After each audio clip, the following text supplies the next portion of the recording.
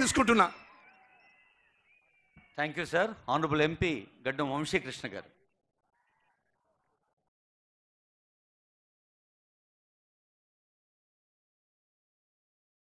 వేదికపై ఉన్న పెద్దలందరికీ నా హృదయపూర్వక నమస్కారాలు.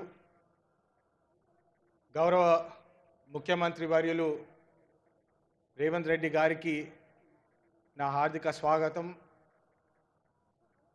మహేష్ అన్న గారికి, డిప్యూటీ చీఫ్ మినిస్టర్ భట్టి గారికి, పొంగులేటి గారికి, ఉత్తమ్ రెడ్డి గారికి అండ్ మోస్ట్ స్పెషల్ మా శ్రీధర్ బాబు గారికి హార్దిక నమస్కారాలు. మీ అందరికీ తెలుసు, గత 10 సంవత్సరాలు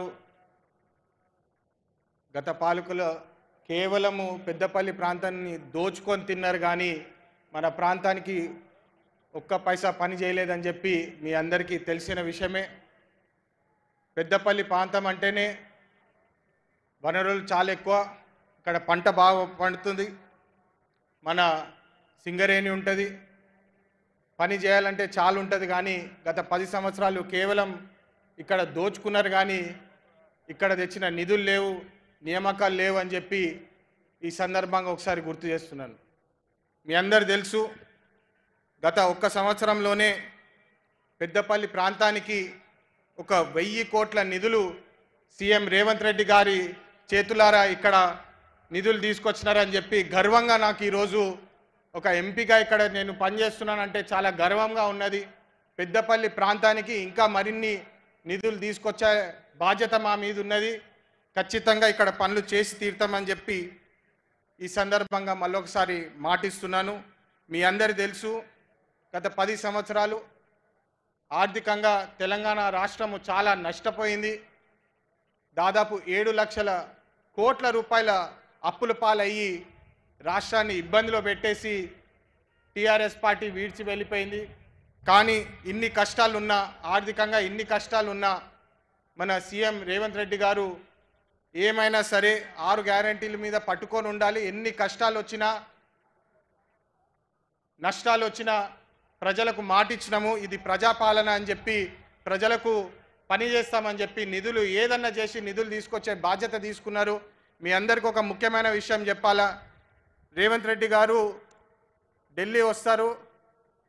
ఢిల్లీ వచ్చి మా ఎంపీలందరినీ ఒక తాటిపై పెట్టి అందరి మినిస్టర్ల దగ్గర తీసుకుపోయి మా ఇష్యూస్ చెప్పి తెలంగాణ ప్రాంతానికి నిధులు ఏదైనా సరే ఎన్ని కష్టాలున్నా నిధులు తీసుకురావాలని చెప్పి వారితో కూడా రిక్వెస్ట్ చేసి ఒత్తిడి పెట్టి నిధులు ఇప్పడం జరుగుతుంది.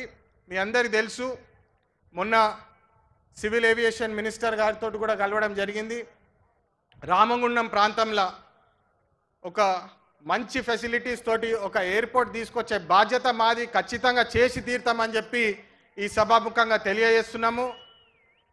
మళ్ళా ఎన్టీపీసీ ఎక్స్పాన్షన్ కూడా 800 మెగావాట్ 3 × 800 మెగావాట్ కూడా ప్రారంభమయ్యి ఇక్కడికి తీసుకొచ్చే బాధ్యత మాదని చెప్పి మళ్ళొకసారి రేవంత్ అన్న ముందు కూడా చెప్తున్నాము.